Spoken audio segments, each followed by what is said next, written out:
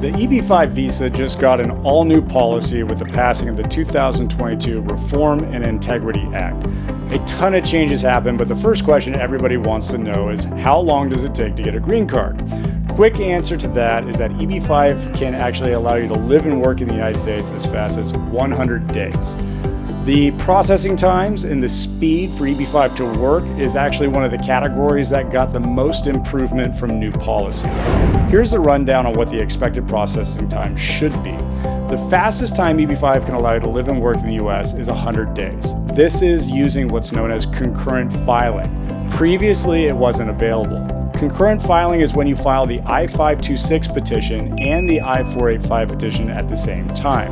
Previously, you need to file an I-526, wait for that process to complete, get approved, and then file the I-485 adjustment of status, and that would get you the EAD, which is an employment authorization document.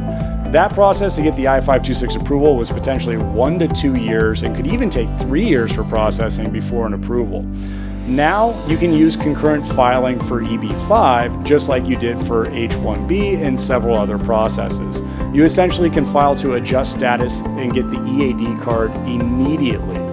We just had an investor use the concurrent filing process and receive their EAD in about 100 days, so we've proven that it already works. That is lightning fast compared to other options. To use concurrent filing, you need to already be in the United States on a valid visa such as H-1B, F-1, J-1, or something like that. We explain more about the process of concurrent filing in other videos on our channel, so make sure that you subscribe to get access to all of the EB-5 content, as well as any updates that we put out as soon as they are released.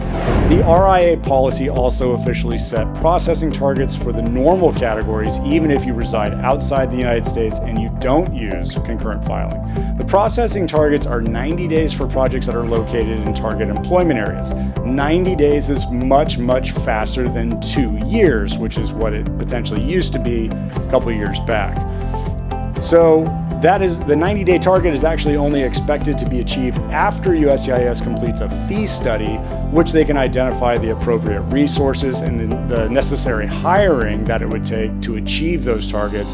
And that study is expected to be finished this year and implemented thereafter. Until that fee study is complete and that 90-day policy becomes real, you're always going to have concurrent filing, in which we've already proven 100 days is pretty darn close to the 90 days that they're targeting with the RIA policy itself.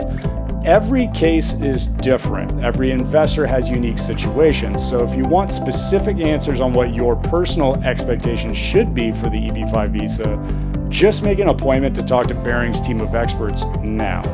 Historically, we've seen the I-526 processing take anywhere from 10 months at its fastest to around 15-18 months on average, and as long as 2 years before investors would really just file a mandamus action to get their case adjudicated. What is a mandamus action? That's a totally different video for an entirely different time, and essentially you sue the federal government to make them pick up your petition and adjudicate it. I-829 petitions were also in that 1 to 2 year mark, but people started filing mandamus actions for those as well, and it seems to have sped up. Suing the government sounds scary, but it's actually extremely effective.